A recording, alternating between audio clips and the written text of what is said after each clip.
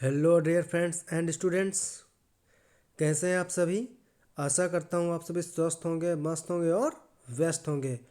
मैं आपका अपना गुरुजी द कंपटीशन पैसेंजर वाला, और मैं आप सबके लिए लाया हूँ पर्यावरण अध्ययन एवं शिक्षण विषय से संबंधित सीटेट परीक्षा में आने वाले महत्वपूर्ण प्रश्नों की श्रृंखला।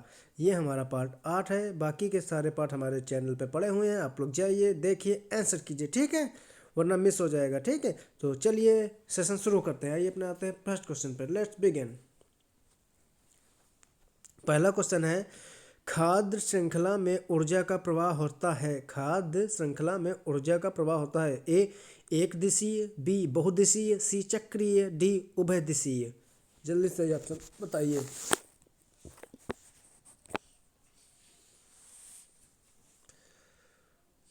तो इसका जो सही ऑप्शन होगा वो होगा आपका एक दिशीय।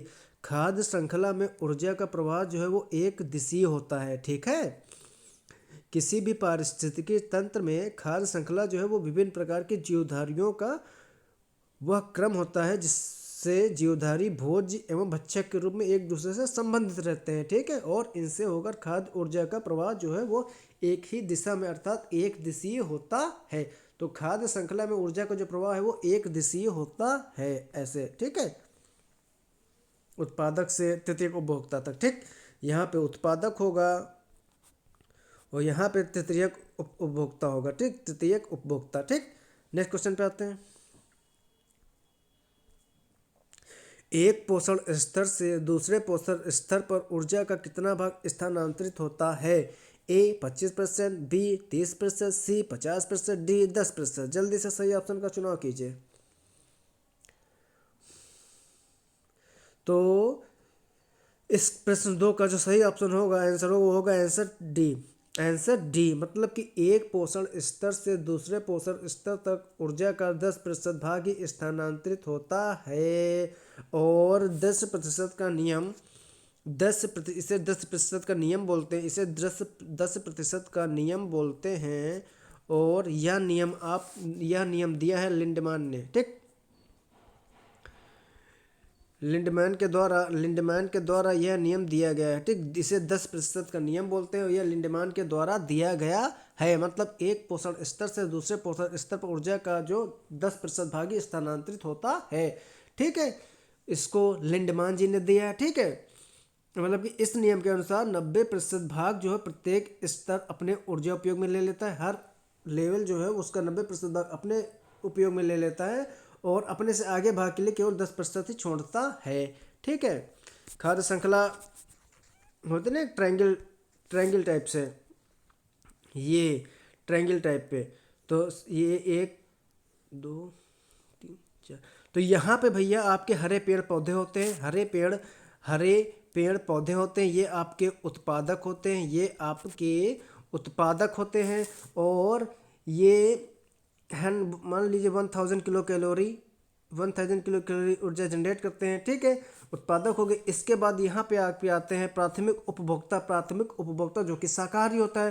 तो हरे पेड़ पौधे 90% अपने लिए यूज़ कर लेंगे, 10% ऊपर की ओर भेजेंगे। मतलब 1000 का 10% कितना, 100 किलो कैलोरी ऊर्जा प्राथमिक उपभोक्ता पे जाएगी। उसके बाद आता है आपका द्वितीयक उपभोक्ता। द्वितीयक उपभोक्ता जो होते हैं वो आपके मांसाहारी होते हैं। ठीक है, प्राथमिक उत्पादक शाकाहारी, प्राथमिक उपभोक्ता आपके शाकाहारी होते हैं और फिर द्वितीयक उपभोक्ता। तो 100 किलो कैलोरी इसका 10% जाएगा, यानी कि 10 किलो कैलोरी जाएगी। द्वितीय उपभोक्ता जो कि मांसाहारी लोमड़ी जैसे हुआ। ठीक है, और तृतीयक उपभोक्ता शेर हुआ। तृतीयक उपभोक्ता ये आपका मांसाहारी होता है। ठीक है, इस पे तो इसका 10% जो है तृतीयक उपभोक्ता को जाएगा। तो 10% अगर देखा जाए तो 1 किलो कैलोरी एनर्जी, ठीक है, तृतीयक उपभोक्ता को जाएगी। तो उत्पादक से लेकर तृतीयक उपभोक्ता तक एक पोषण स्तर से दूसरे पोषण स्तर तक ऊर्जा का 10% भाग ही स्थानांतरित होगा। ठीक, तो दूसरे का डी ऑप्शन आपका एकदम सही। आइए अपने तीसरे क्वेश्चन पे आते हैं। जैविक पर्यावरण में शामिल है। ए ऑप्शन उत्पादक, बी ऑप्शन उपभोक्ता, सी ऑप्शन उपघटक, डी ऑप्शन उपरोक्त सभी। सही ऑप्शन का चुनाव कीजिए।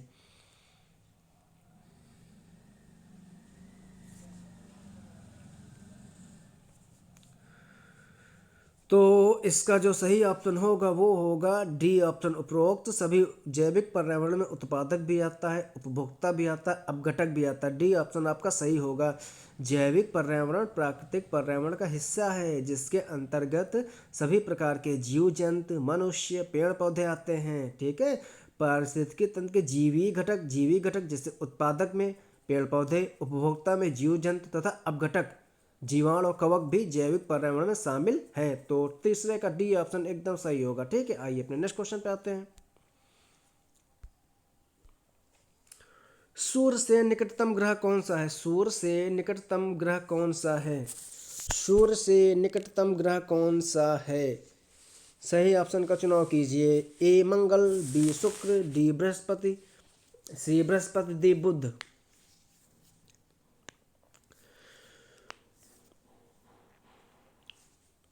तो चौथे का जो सही ऑप्शन होगा वो होगा डी ऑप्शन, बुध। सूर्य से जो निकटतम ग्रह है वो आपका होता है बुध।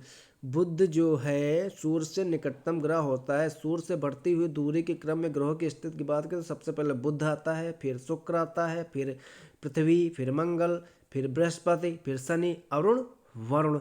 ठीक, तो इस प्रकार बुध जो है वो सूर्य के सबसे नज़दीक का ग्रह है और बुध ग्रह सौर मंडल का सबसे छोटा ग्रह भी होता है। तो सूर्य से निकटतम ग्रह कौन सा होता है? बुध ग्रह होता है। चौथे का डी ऑप्शन आपका एकदम सही है। आइए अपने नेक्स्ट क्वेश्चन पे आते हैं। माउंट एवरेस्ट एक भाग है म्यांमार का, बी तिब्बत का, सी भारत का, डी नेपाल का। किसका भाग है? सही ऑप्शन बताइए ABCD में से।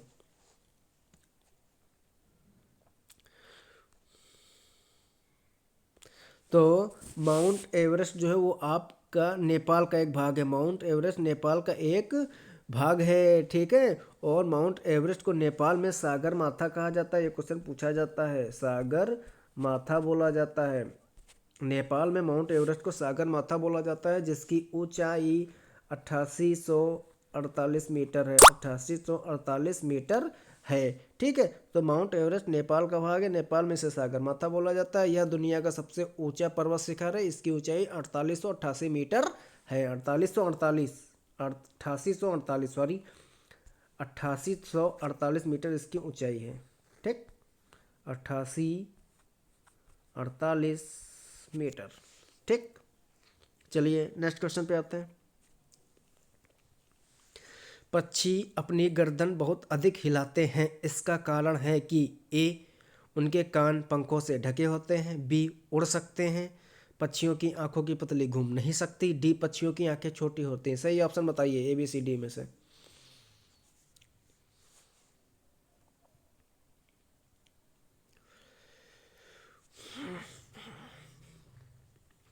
तो इसका जो सही ऑप्शन होगा वो होगा ऑप्शन सी। छठे का ऑप्शन सी आपका एकदम सही है। पक्षी अपनी गर्दन बहुत अधिक हिलाते हैं, इसका कारण है कि पक्षियों की आंखों की पुतली घूम नहीं सकती हैं।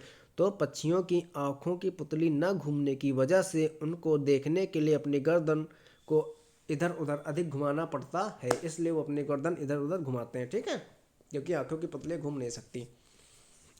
तो छठे का सी ऑप्शन सही है। नेक्स्ट क्वेश्चन पे आते हैं। पंखुड़ियों के अंदर फूलों के बीच में कुछ पतली पाउडर जैसी रचनाएं दिखाई देती हैं। ठीक है, ये पंखुड़ियाँ होती हैं, ऐसे होता है। गुड़हल का पेड़ देखे होंगे। ठीक है, ये ऐसे ऐसे ऐसे। ठीक, तो रचनाएं दिखाई देती जिन्हें कहते हैं ए वर्तिका, बी परागकोश, सी पराग, डी मूलांकुर। क्या कहते हैं? पंखुड़ियों के अंदर फूलों के बीच में कुछ पतली पाउडर जैसी संरचनाएं दिखाई देती जिन्हें कहते हैं वर्तिकाग्र। ठीक है, वर्तिकाग्र, परागकोश, पराग, मूलांकुर। सही ऑप्शन क्या होगा ABCD में से? तो इसका सही ऑप्शन होता है सी पराग। पंखुड़ियों के अंदर फूल के बीच में कुछ पतली पाउडर जैसी रचनाएं दिखाई देती हैं, उन्हें हम पराग कहते हैं। ठीक, पराग जो है वो पौधे द्वारा संश्लेषित शर्करा युक्त तरल पदार्थ होता है। ठीक, और इसका निर्माण फूल में होता है। ठीक, और मधुमक्खियाँ इसका प्रयोग शहद बनाने में करती हैं। ठीक है, और ये हम्बिंग बर्ड, तितलियों, कई कीटों के खाद्य पदार्थ होते हैं। तो 7वें का सी ऑप्शन आपका सही है। ठीक, नेक्स्ट क्वेश्चन। निदान के पश्चात कोई डॉक्टर रोगी से यह कहता है कि उसके खून में हीमोग्लोबिन की कमी है, तो उस रोगी को आयरन की कमी को पूरा करने के लिए क्या क्या खाना चाहिए? ए आंवला, हरी पत्तेदार सब्जी या गुड़। बी चावल, चीनी, आंवला। सी हरे पत्तेदार सब्जी या गेहूँ, संतरा। डी गुड़, नींबू, मटर। जल्दी से बताइए इनमें से किस ऑप्शन में चीज़ों में आयरन ज़्यादा है, मतलब किन में आयरन होगा ए बी सी डी में से।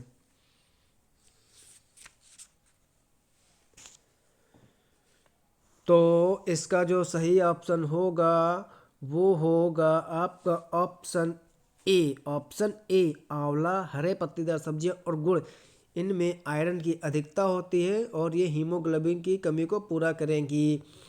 तो हीमोग्लोबिन की कमी है तो रोगी को आयरन की कमी पूरा करने के लिए आंवला, हरे पत्तेदार सब्जियां, गुड़ आदि को खाना चाहिए, क्योंकि इनमें आयरन की मात्रा प्रचुर रूप में होती है या पर्याप्त मात्रा पाई जाती है। ठीक, नेक्स्ट क्वेश्चन पे आते हैं। 9 क्वेश्चन। पर्यावरण अध्ययन में एक अच्छे दत्त कार्य का मुख्य लक्ष्य होना चाहिए। ए ऑप्शन अधिगम विचार के अवसर उपलब्ध कराना, प्रभावी अधिगम के लिए पाठ की दोहराई, समय का बेहतर उपयोग सुनिश्चित करना, शिक्षार्थियों को अनुशासन में बनाए रखना। सही ऑप्शन बताइए क्या होगा ए बी सी डी में से।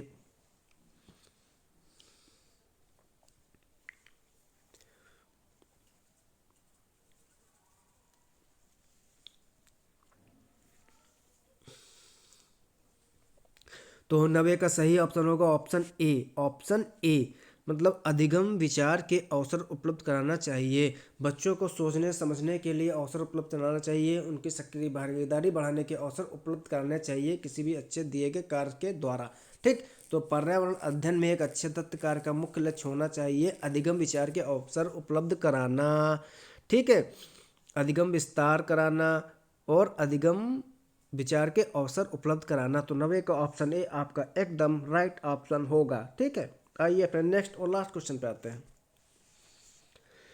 पर्यावरण अध्ययन की पाठ्य पुस्तकों में विभिन्न प्रकरणों में एक खंड करके देखो को शामिल किया गया है। ठीक, जिसका उद्देश्य है ए घर में शिक्षार्थियों को व्यस्त रखना, बी प्रत्यक्ष हस्तपरक अनुभव उपलब्ध कराना, सी परीक्षा में निष्पादन को सुधारना, डी वैज्ञानिक शब्दावली की परिभाषाएं सीखना। सही ऑप्शन का चुनाव कीजिए ए बी सी डी।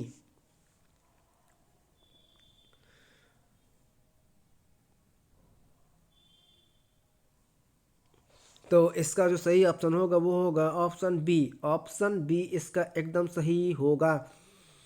तो पर्यावरण अध्ययन की पाठ्य पुस्तकों में विभिन्न प्रकरणों में एक खंड करके देखो को शामिल किया गया है। इसका उद्देश्य होता है प्रत्यक्ष हस्तपरक अनुभव उपलब्ध कराना। ठीक, समझ गए? मतलब शिक्षार्थियों में जिस पाठ को पढ़ा है, शिक्षार्थियों ने जिस पाठ को पढ़ा है समझा है वह उसे प्रत्यक्ष रूप से करके देखे ताकि वह उसे पूर्ण रूप से समझ सके। अतः करके देखो खंड का उद्देश्य प्रत्यक्ष हस्तपरक अनुभव उपलब्ध कराना है। ठीक है, ओके, ठीक है, मिलते हैं अपने नेक्स्ट सेशन पे अच्छे क्वेश्चंस के साथ। तब तक आप सब अपना ख्याल रखिए, परीक्षा की अपनी तैयारी कीजिए। ठीक है, तब तक के लिए धन्यवाद।